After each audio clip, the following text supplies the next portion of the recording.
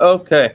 I ran TrafficJunky campaign my first day and made $50 the first minute for the simulator offer. I should have kept sending traffic to that campaign. Yeah. I mean, you can rebuild it up. You can set it up, but adult traffic can make a lot of money once again, but you got to make sure that you know your numbers, you're doing good testing, you know what platforms are converting for you. So you may want to even use a tracker when you're first a beginner. But as an experienced person, I don't even think I need a tracker ever.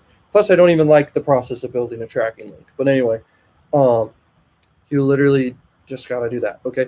But having a back end and doing the long term approach is always more beneficial, more profitable, and everything when you do a long term approach to your marketing. If you do a short-term approach, it's harder to be profitable. A short-term approach is direct linking. That's what it is. Okay. So if you're promoting one offer, guys, and direct linking, you're going to have a harder time actually being profitable, even with adult traffic, even though it's super cheap.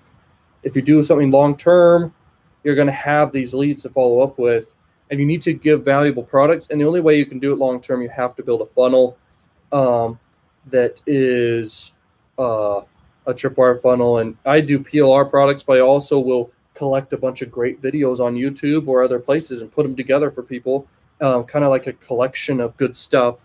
And then I'll freaking link it to them. Okay. In a PDF, I'll link to it. In just a simple website, I'll link to all the stuff and just give them access to it. But that's just a bonus thing. That's not like the main product. Main product, it's usually a PLR product.